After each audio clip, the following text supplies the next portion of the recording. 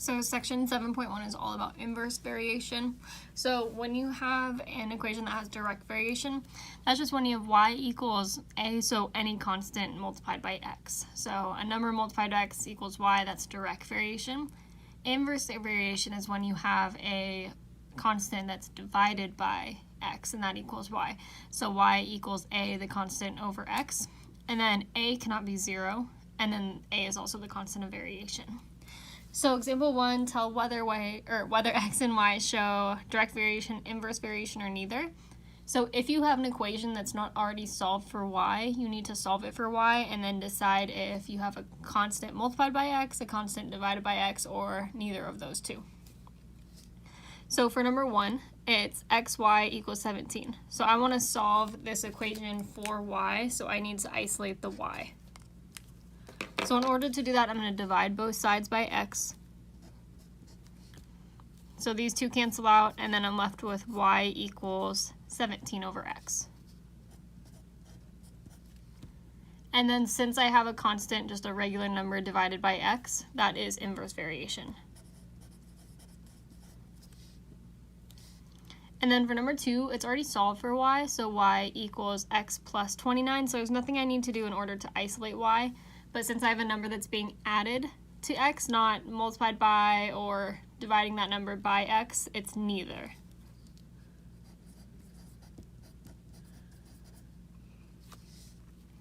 And then for number 3, y divided by 10 equals x. So same thing, I need to isolate the y here.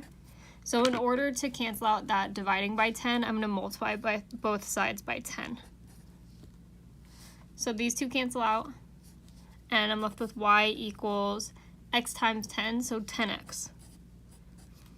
And when we have a constant that's being multiplied by x, that's a direct variation.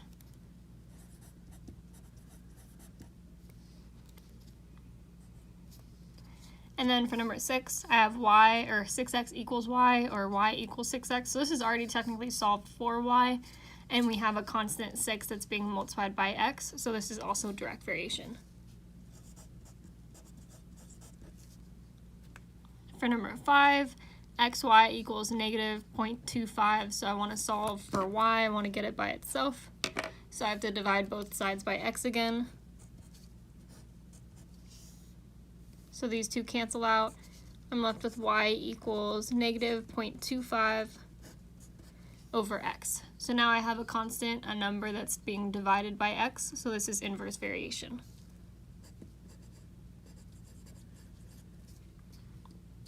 And then for number 6, I have y plus x equals 10. If I want to isolate the y, I have to subtract that x over. So I end up with y equals negative x plus 10, and you can kind of already probably see that it's going to be neither, because we have a constant that's being added to the x. So that 10 is being added to negative x, so it's neither. So direct variation is pretty much multiplication. You have a number that's being multiplied by x, and then inverse variation is division. You have a number that's being divided by x. And then if we kind of rearrange our direct and inverse equations, we can solve them for a, that constant of variation. So the direct variation equation is y equals a times x. So if we wanted to solve for a, we would just have to divide both sides by x and get a equals y divided by x. And then for inverse, y equals a divided by x, that's our inverse equation. If we want to solve for a, we're going to multiply both sides by x, so it'd be a equals x times y. So that helps us decide if a set of points or values have direct variation or inverse variation. So for example 2, tell whether x and y show direct variation, inverse variation, or neither. So in order to decide if they show direct variation or inverse or neither, we can use these two little equations that are solved for a to figure out if there's a constant a value throughout the entire table. So if we check for direct first, we need to check to see if there's a constant value that we get when we divide y by x. So for direct variation, negative 6 divided by 2, that would get us negative 3. Negative 4 divided by 3, that gets us a different number. So it's a decimal, it's different. So it's not direct variation. so we can move on. As soon as you find one that's not the same, you can move on to check for inverse. For inverse variation, we're checking to see if there's a constant a value that we get when we multiply the x and y values. So 2 times -6 is -12. 3 times -4 is -12. 4 times -3 is -12. And 6 times -2 is also -12. So because we get the same number all the way across, we can just confirm that it's an inverse variation because we used this like a equals xy, which is just the inverse variation equation flipped around.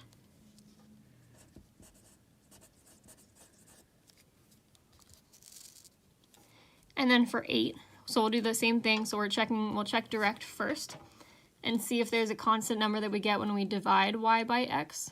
So 24 divided by 2, that's 12. 16 divided by 4, that's 4. So we already got a number that's not consistent, so it's not going to be direct. For inverse, we can check to see if there's a common number that we get when we multiply all the x and y values. So 2 times 24, 48. 4 times 16, 64. So we already got two numbers that weren't the same, weren't constant, so we can say it's neither.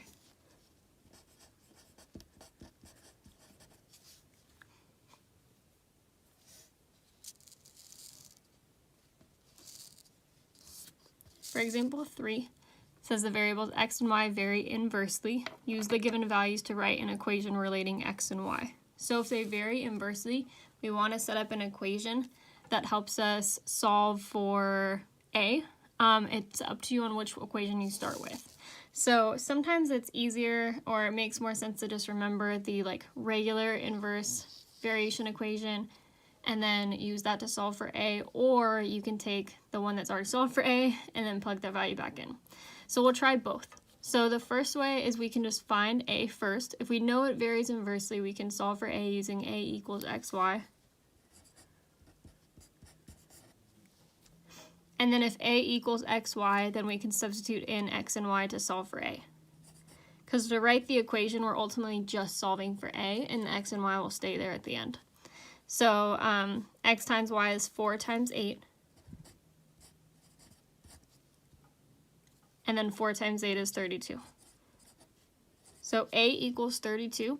And then if we want to write our equation from there, the inverse variation equation is y equals a over x. So we just figured out that a is 32, so y equals 32 over x is our equation.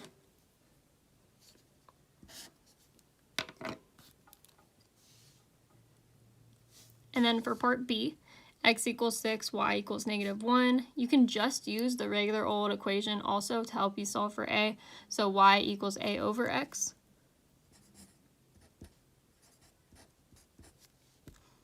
If we use that equation, we're going to substitute in x and y. So -1 goes in for y, and 6 goes in for x. So a over 6, or -1, equals a over 6. And then I can solve this equation, or I can solve for a here. So I can multiply both sides by 6. So these cancel out, and you're left with a equals -6. So that a equals -6 just needs to get plugged back into the equation for inverse variation. So y equals -6 over x.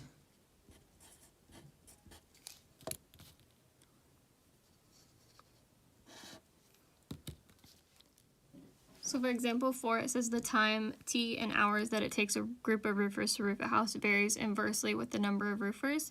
It takes a group of 4 roofers 9 hours to roof a house. So the first thing we have to do here is we have to first figure out what the constant of variation is, and we need to figure out what x and our x and our y would be in order to find the constant of variation. So I know that I can find, if it varies inversely, I can find my constant of variation by multiplying x times y. It's a equals x times y.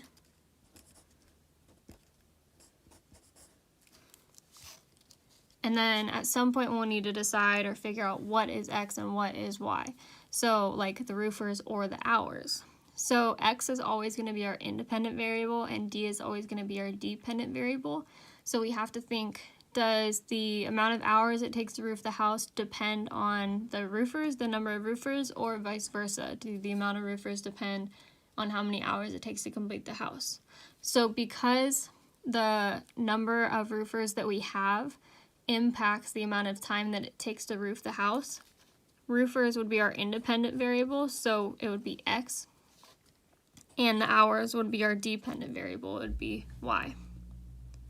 So from there, we can multiply x times y to figure out our constant of variation. So it would be a equals 4 times 9. And then we end up with a equals 36 as our constant of variation.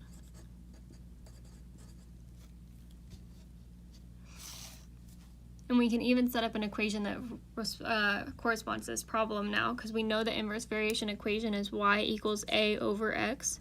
So in this case, it would be y equals 36 over x.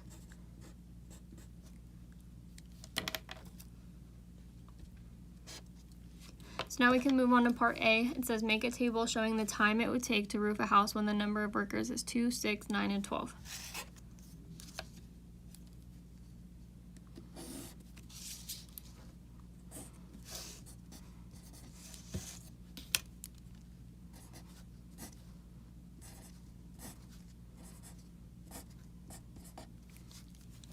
So because we already finished or figured out the equation, this part's pretty straightforward. So if the equation that corresponds to this problem, the inverse variation equation, is y equals 36 over x, in order to find each y value, we just need to divide 36 by our x value. So if there's 2 roofers, then we have to divide 36 by 2, and it would take 18 hours.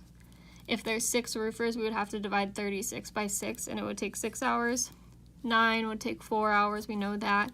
And then 12, if we divide 36 by 12, it would take 3 hours.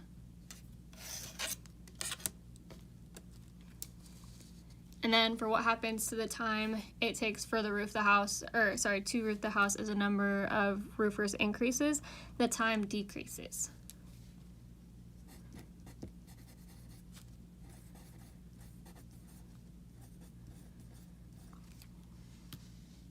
So with inverse variation, as one of the variables, whether it's independent or dependent, increases, the other one does the opposite. So as one increases, one will decrease.